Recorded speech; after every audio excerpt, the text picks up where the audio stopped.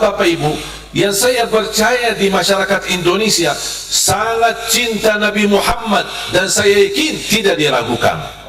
Buktinya apa? Kalau ada satu orang pun, siapapun dia, kalau berani caci maki Nabi Muhammad atau menghina Nabi Muhammad, atau dia berkata tidak baik terhadap Nabi Muhammad, saya yakin seluruh masyarakat akan hancurkan dan habiskan dia. Saya tahu itu. Tapi bukan itu yang saya minta. Bukan kita beraksi dan demo untuk membela siapapun. Tapi yang saya minta satu, sebelum kejadian apa-apa, kita harus membuktikan rasa cinta yang sudah tidak diragukan di tengah masyarakat Indonesia.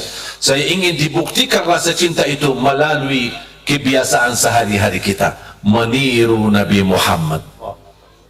Tidak mau berbicara kotor, karena Nabi Muhammad tidak pernah berbicara kotor, apalagi kasar. Saya mampu menahan amarahan, karena Nabi Muhammad tidak pernah marah. Kapan Nabi Muhammad marah? Kalau terkait hal agama. Urusan Allah, Quran, pasti Nabi Muhammad marah. Tapi kalau urusan pribadi, tidak pernah marah Nabi Muhammad. Dibilang gila, dibilang tukang sihir, dibilang tukang fitnah, dibilang caci maki macam-macam, sampai istrinya difitnah. Bahkan ketika Nabi Muhammad sujud di hadapan Ka'bah, ada orang Quraisy datang bawa kotoran unta dan dia buang di atas kepala Nabi Muhammad. Coba saya tanya sekarang Bapak Ibu, seumur hidup Bapak Ibu sampai hari ini, apakah pernah enggak kita lagi salat di musalla, di masjid maupun di rumah, ada orang jahat datang membawa kotoran sapi dan dia buang di atas kepala kita? Pernah enggak terjadi?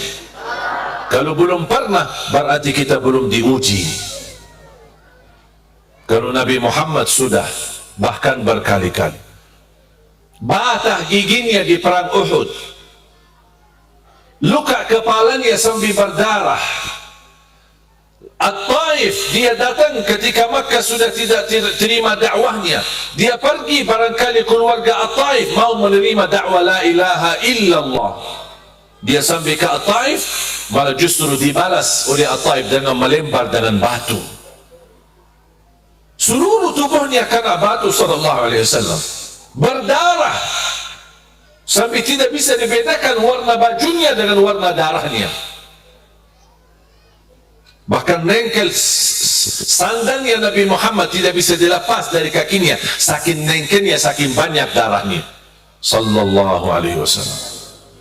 Pernah enggak Bapak Ibu kita berdarah karena Islam? Belum apa-apa. Kita berdarah karena berantem, kita berdarah karena urusan dunia, kita berdarah karena tersinggung perasaan sama kawan kita, mengucapkan kata-kata yang menyakiti, tapi bukan karena agama. Ketika kemarin saya ditusuk, istri saya sampai kekhawatiran nangis-nangis. Saya bilang, buat apa kamu nangis? Kalau saya mati, alhamdulillah mati dari lagi-lagi ceramah, lagi dakwah. Apa yang kita inginkan? Mati seperti apa? Mau mati lagi joget? Mau mati lagi nonton sinetron atau dangdut?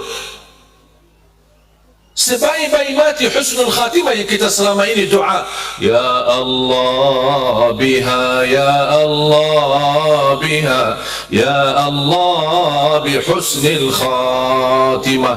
Ini husnul khatimah butuh perjuangan, bukan hanya sebuah doa dan permintaan. Kudu bukti kita betul mau husnul khatimah, maunya seperti apa. Dan selalu saya berpesan kepada jamaah, jangan takut mati, karena pasti bakal mati. Tapi harus kita berpikir, gimana cara baik kita mati, bagaimana menghadapi kematian dengan husnul khatimah. Makanya pas habis saya dirawat di rumah sakit, langsung dibawakan, habis selesai dijahit luka saya, dibawa ke hotel. Saya bilang, ngapain kok dibawa ke hotel? Kan masih ada 2 acara. Syekh, dah apa-apa, panitia sudah ikhlas, dah apa-apa istirahat. Dah ada istirahat. Istirahatku nanti di surga, bukan di hotel. Dah ada. Lebih baik saya mati di jalan Allah untuk berdakwah daripada mati di hotel. Udah saya langsung sampai ke hotel, ganti baju, saya turun. Masih lukanya baru masih basah. Saya turun dan alhamdulillah saya isi acara habis maghrib dan lanjut habis isya. Ini namanya jihad, berjuangan. Tapi jihad yang membawa akhlak yang mulia, bukan jihad yang menunjukkan kekerasan. Jihad itu bukan keras. Beda kata keras sama tegas. Beda sama rahmatan lil alamin. Kenapa saya begitu semangat untuk bekerja keras? Kenapa saya terdorong untuk selalu memperjuangkan Indonesia menjadi lebih baik? Saya tidak ada hubungan kemaslahatan dan kepentingan sama Bapak Ibu. Saya tidak ada urusan bisnis sama Bapak Ibu. Wallahi Allah Maha Saksi, saya datang tinggalkan makam Rasulullah di Madinah. Saya lahir besar di Madinah, tanah suci lebih mulia daripada Indonesia, mohon maaf. Tetapi saya tinggalkan semuanya buat apa? Coba pikirkan, buat apa? Masih banyak masyarakat Indonesia malah justru berkeinginan bisa ke tanah suci. Kalau bisa mati di sana. Saking indahnya dan kenikmatan bisa beribadah, ziarah makam Nabi Muhammad berkali-kali. Berapa wali songo di sini? Berapa banyak para wali? Berapa banyak para ulama? Masih lebih mulia makam Nabi Muhammad. Biarpun 1000 wali di Indonesia, masih lebih mulia Nabi Muhammad sallallahu alaihi wasallam. Cuma saya tinggalkan semua itu. Saya memilih berhijrah dari Madinah ke Indonesia. Cuma saya punya satu tujuan. Indonesia menjadi mulia di mata Allah dan mulia di mata dunia. Indonesia menjadi masyarakat terhormat di Indonesia, walaupun dia keluar negeri, dimanapun dia pergi, dilihat paspor Indonesia, dihormati. Ini fantasnya dan layak untuk orang Indonesia. Dan saya bangga alhamdulillah ketika saya di Indonesia menemukan sejarah. Ternyata saya asal usul ada darah lewat Indonesia. Walaupun ibu dulu tidak pernah cerita, tapi saya tahu ceritanya pas saya sudah di Indonesia. Saya menemukan sejarah keluarga. Ternyata dari jalur ibu saya, ayah ibu dan kakek ibu, dua-duanya kelahiran Lombok. Kakek ibu saya nikah sama orang Lombok dan istri keduanya. Istri kedua Bumi Ayu, Jawa Tengah. Bahkan beliau kakek ibu saya namanya Syekh Said Jabir mampu mempersatukan orang Sasak untuk melawan penjajah Belanda. Sampai penjajah Belanda sakit hati, itu orang Arab ini yang tinggi, itu orangnya tinggi, ini yang bahaya ini, tolong bisa ditangkap. Sampai mereka sambat menangkap saya punya kakek, kemudian dibunuh, dan beliau punya makam besar di Ampenan. Dan subhanallah, berjalan waktu dan masa, kakek ibu saya dimakamkan di Ampenan. Anaknya, ayah ibu saya, dia berhijrah ke Arab, nikah di Arab, dapatlah ibu saya. Ibu saya pun nikah di Arab, dapatlah anak-anak. Alhamdulillah adik-adik saya 12, timnas. Saya lahir di Madinah, kembali lagi. Dan 3 anak saya semuanya lahir di Indonesia. Subhanallah, kembali lagi sejarah. Makanya saya bangga, karena alhamdulillah bisa kembali. Walaupun kampung halaman saya di Madinah, tapi saya merasa asal usul saya lewat ibu adalah Indonesia. Makanya pas saya periksa di rumah sakit, dokternya pun kaget. Subhanallah, darahnya merah putih. Bersyukur, wallahi Bapak Ibu, Indonesia memiliki banyak kenikmatan, banyak kelebihan, banyak anugerah. Tinggal hanya satu, kita syukuri dan kita jaga. Supaya Allah tambahkan nikmat, la in syakartum la azidannakum. Kita terus memperjuangkan yang terbaik. Selain kita membangun program tahfiz, program Al-Quran, Dan insya Allah saya memperjuangkan dan selalu saya berdoa, ya Allah, aku mohon jangan cabut nyawa saya sampai menjadi kenyataan terlahir dan terwujud 1 juta penghafal Al-Quran untuk Indonesia. Itu selalu doa saya. Apalagi habis ditusuk kemarin, saya tingkatkan lagi doanya, ya Allah jangan dulu, ya Allah jangan, dah boleh mati, ya Allah dah boleh, jangan dulu karena tugas belum selesai. Walaupun alhamdulillah sudah jalan dan alhamdulillah sudah melahirkan dan mewujudkan ratusan para penghafal Al-Quran, dan setiap orang di bawah binaan kami tamat hafal 30 juz, kami hadiahkan umrah dan kami kirim ke tanah suci. Tujuan saya sebenarnya bukan hanya umrah, tapi keinginan saya semua orang yang kita kirim ke Madinah bisa sekalian setor hafalan Al-Quran di hadapan imam besar Masjidul Haram dan Masjid Nabawi. Karena saya ingin anak kita Indonesia, orang Indonesia sebagaimana diakui di tanah air, saya harap mereka juga diakui di tanah suci. Makanya saya minta tolong adik-adik saya rayu adik-adik saya dari 12, saya ingin mereka pindah ke Indonesia. Saya terus merayu mereka, ayo Indonesia sini ajib, masyarakat di sini luar biasa, santun, sopan, luar biasa, banyak kelebihan. Mohon maaf ada kekurangan, ada, kita semua punya kekurangan, tapi insya Allah saya selalu mempandangi masyarakat ini dalam mata positif, dan selalu saya melihat banyak kelebihan, dan insya Allah dengan kelebihan yang kita punya, mudah-mudahan insya Allah Allah ampuni semua kekurangan dan dosa-dosa kita. Saya rayu, alhamdulillah berhasil mendatangkan 7 adik kandung saya. Ada yang laki, ada yang perempuan, supaya mereka tidak bosan dan tidak ingin pulang ke tanah suci, langsung saya nikahkan di Indonesia supaya mereka betah. Yang perempuan saya nikahkan sama laki Indonesia, yang laki-laki saya nikahkan sama perempuan Indonesia. Jangan khawatir Bu, masih ada lagi. Bahkan saya dorong adik-adik saya, kalau boleh masing-masing istri 4, dan setiap istri melahirkan anak-anak 1 lusin, dan semuanya menjadi penghafal Al-Quran. Setuju bapak-bapak? Ibu-ibu? Ibu-ibu, ibu ini kan untuk Al-Quran, demi kebaikan, supaya Islam jaya. Tak boleh keras kepala ibu. Doakan yang terbaik. Makanya program 1 juta penghafal Al-Quran saya harap menjadi bukan milik Ali Jabir, tapi saya harap menjadi milik kita bersama. Amal saleh kita bersama, perjuangan kita bersama. Mungkin bapak ibu merasa dirinya gagal menjadi penghafal Al-Quran, tapi insya Allah dengan kita memfasilitasi para penghafal, mendukung mereka, membimbing mereka, insya Allah walaupun kita besok meninggal dunia, walaupun belum hafal Quran, tetap mendapatkan syafaatnya Al-Quran, karena kita ikut memfasilitasi mereka untuk bisa menghafal Al-Quran.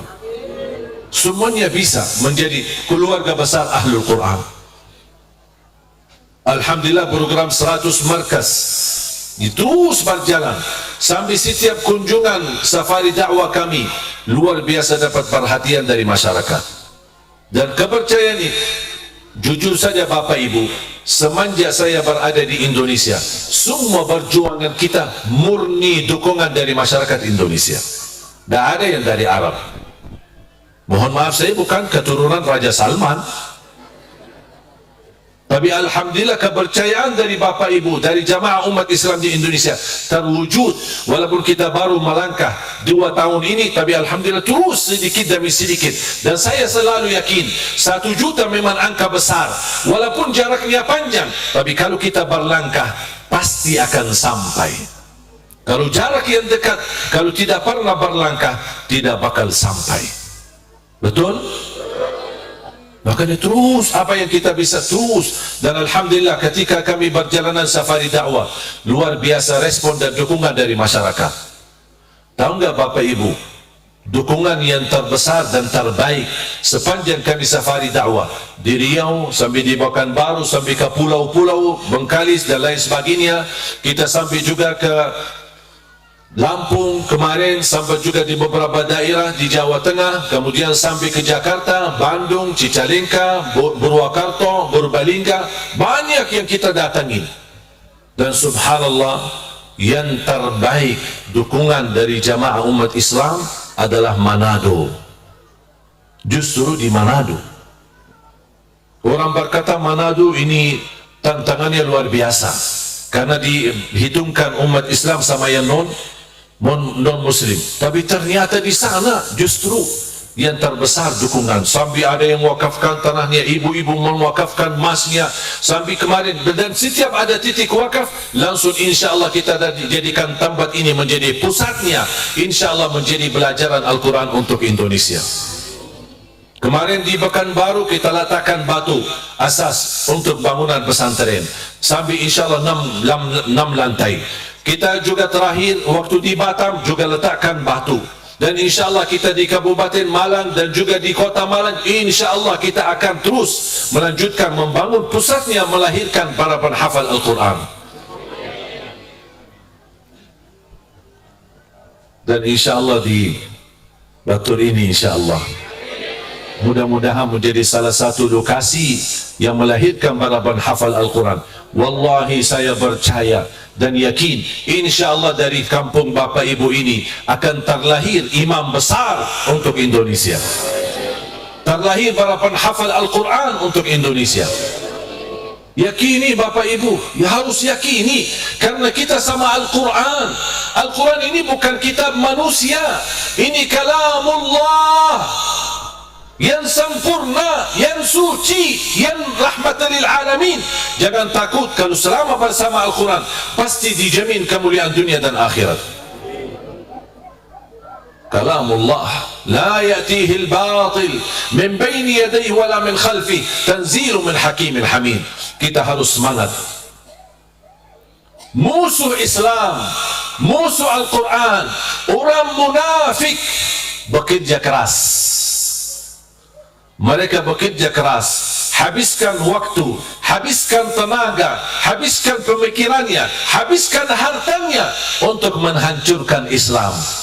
Kita pula harus bekerja keras, membangun Islam, membangun berhadapan, membangun akhlak yang mulia, dan juga kita membangun para kadar-kadar penghafal Al-Quran. Dan tapi kita tidak ada niat untuk menghancurkan mereka. Kalau mereka musuh kita punya niat menghancurkan Islam dan umat Islam, kita ingin kerja keras, menghabiskan tenaga, menghabiskan waktu, menghabiskan harta untuk Islam dan Al-Quran. Tapi kita tidak punya tujuan untuk menghancurkan mereka, karena Islam kita rahmatan lil alamin. Sama musuh kita pun kita kasih sayang, karena dia belum tahu. Kalau dia tahu hakikatnya Islam, kemuliaan Nabi Muhammad dan kemuliaan akhlak, pasti dia akan patuhi Islam. Makanya selalu kita, orang niat buruk sama kita, kita tidak perlu balas niat buruk, tapi justru kita niat baik. Nabi Muhammad sampai dihancam, diajar, diusir, sahabatnya dibunuh, dia punya kesempatan untuk balas, tapi Nabi Muhammad justru memaafkan. Ini yang kita butuhkan, kebangkitan akhlak Nabi Muhammad dalam kehidupan kita. Semangat, kita terus berjuang. Mudah-mudahan semua menjadi keluarga Al-Quran, Ahlul Quran di dunia, Ahlul Quran di akhirat. Dan insya Allah semua dari dukungan dan berjuangan dari para jamaah, saya hanya membalas doa dan bisa saya menitipkan hadiah. Ini sebuah wakaf yang saya syiarkan dalam safari dakwah. Namanya saya berikan nama Uswati. Apa itu Uswati? Teladanku. Ini menjadi syiar wakaf kita untuk sepanjang perjalanan safari dakwah kita. Apa yang kita bawakan ini sebenarnya tidak seberapa, cuman hanya sebagai ikhtiar untuk bersama-sama mewujudkan cita-cita 1 juta penghafal Al-Quran. Mudah-mudahan Allah kabulkan cita-cita kita ini. Saya doakan semua Bapak Ibu mudah-mudahan menjadi keluarga besar Ahlul Quran. Semuanya bisa Bapak Ibu, jangan khawatir. Mohon maaf, saya dari keluarga bukan, ayah ibu bukan penghafal Quran. Ayah saya belajar sekolah cuma sampai kelas 3 SD. Ibu saya buta huruf, tidak bisa ngaji. Juga bayangin, sampai usia 40 tahun tidak pernah belajar ibu saya. Sampai usia 40 tahun masih buta huruf. Coba bayangkan, orang Arab tidak bisa baca Quran, gimana orang Indonesia? Tapi Allah anugerahkan dari kedua orang tua saya, Allah anugerahkan keturunan 12, 9 laki 3 perempuan. Alhamdulillah 10 penghafal Al-Quran 30 juz, bukan juz 30. Alhamdulillah dari anaknya yang sudah hafal. Sekarang orang tua saya mulai belajar dari nol. Ibu saya belajar dari nol, sudah usia 40 tahun lebih. Tapi Alhamdulillah sekarang ibu saya juga menjadi penghafal Al-Quran. Dan ada yang kata tidak bisa.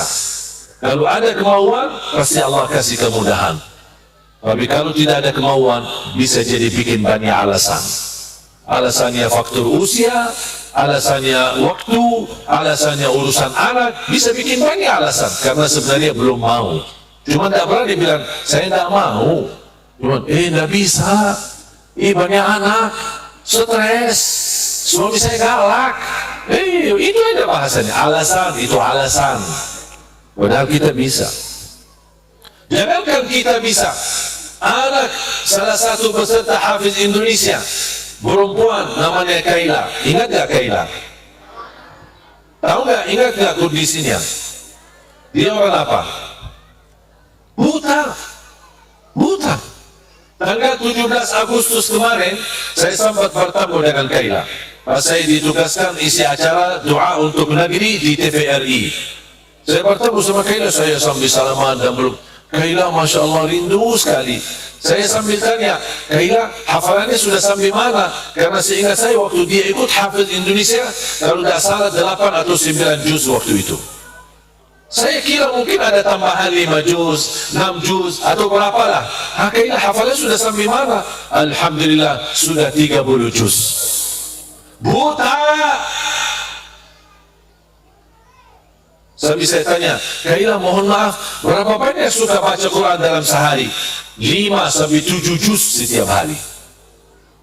Kita 1 juz susah. Bisa bersama HP berjam-jam, tidak apa-apa. Sama Al-Quran, sama HP, dari pagi bangun pertama dilihat HP, mau tidur terakhir lihat HP, kemana-mana bawa HP, masuk kamar mandi sama HP, sampai kita tidur bawahin di bawah bantal apa? HP. Capek. Jangan-jangan masuk di kuburannya bawa HP lagi. Berjam-jam tanpa kita sadar habis sama HP. Pas begitu mulai baca Quran, hanya baru sebentar. A'udzubillahi minasyaitonirrajim. Bismillahirrahmanirrahim. Astaghfirullahalazim. Syaitannya kuat. Baru aja mulai langsung sama HP-nya udah tidak apa-apa, lama sampai malam-malam. Makanya HP ini musibah akhir zaman, bisa membawa kita ke neraka kalau kita tidak berhati-hati. Habis berjam-jam itu umur dari kita kok terbuang begitu sia-sia. Bukan berarti tidak boleh bawa HP, boleh, tapi tolong dibatasi, jangan berlebihan. Harus kita menjadi manusia adil. Minta keadilan dari Allah, Allah berikan yang terbaik. Kita aja sama Allah tidak adil. Sampai saya bilang sama Kaila, mohon maaf Kaila, sebenarnya Kaila ini kan buta. Kalau Kaila bilang sama Allah, mohon maaf ya Allah, saya orang buta, tidak bisa baca Quran, tidak bisa lihat Quran, pasti saya yakin Allah maafkan Kaila. Tahu nggak dia jawab apa? Mohon maaf Syekh, saya malu sama Allah kalau jadikan buta saya alasan tidak baca Quran. Masya Allah. Mohon maaf, alasan Bapak Ibu apa? Buta ya? Jangan-jangan buta hati. Ya Allah, jangan di antara kita yang buta hati, ya Allah. Minimal, saya tidak minta Bapak Ibu harus hafal 30 juz, tapi minimal jangan lewat satu hari tidak baca Quran. Bisa nggak dijaga? Minimal. Itu sudah paling malas. Mulai harimu baca Quran, tutupi harimu baca Quran. Berapa? Silahkan bebas. Mau baca satu halaman boleh. Mohon maaf, ada orang ibu berkata, tapi saya tidak bisa ngaji. Masih bisa dengar. Bisa nggak dengar? Udah, setelkan YouTube. Buka YouTube-nya. Dengar muratal. Kan banyak muratal di YouTube. Tinggal kita milih. Kalau bingung mencari ayatnya dan surahnya, tidak apa-apa, buka YouTube saya. Karena ada YouTube Syekh Ali Jabir. Buka di situ, ada bacaan muratal Al-Quran. Tinggal kita ikutin. Sekalian subscribe ya, like dan share. Ya promosi lah. Semangat, keluarga Al-Quran, pencinta Al-Quran. Coba sekarang saya komando ya. Kalau saya bilang mana pencinta Al-Quran, semua jawaban ini pencinta Al-Quran. Yang mana? Yang ini. Yang mana? Yang ini. Di mana? Di sini. Siapa? Saya. Allahu Akbar. Ingat gak itu? Ayo, mau gak? Ayo, semangat ya. Mana pencinta Al-Quran?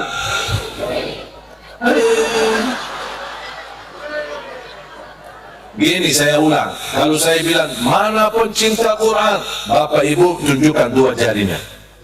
Ini pencinta Quran. Mana pencinta Quran? Yang mana? Yang mana? Yang mana? Di mana? Siapa? Allahu Akbar. Habis saya Allahu Akbar. Siap? Sudah tahu? Ayo kita komando lagu. Mana pencinta Quran? Ya semangat dong. Mana pencinta Quran? Yang mana? Yang mana? Di mana? Siapa? Luar biasa. Jadi rindu Hafiz Indonesia ya. Doakan Hafiz Indonesia sudah 7 tahun berturut-turut. Insya Allah akan melanjutkan sampai akhir hayat insya Allah. Mudah-mudahan terlahir banyak dari keturunan kita penghafal Al-Quran yang jadi imam besar dan membanggakan kita di hadapan Allah hari kiamat. Amin ya Rabbal Alamin. Sebelum saya tutup doa, saya serahkan kepada panitia. Bapak Ibu tetap bertahan, jangan kemana-mana. Sesaat lagi kami kembali.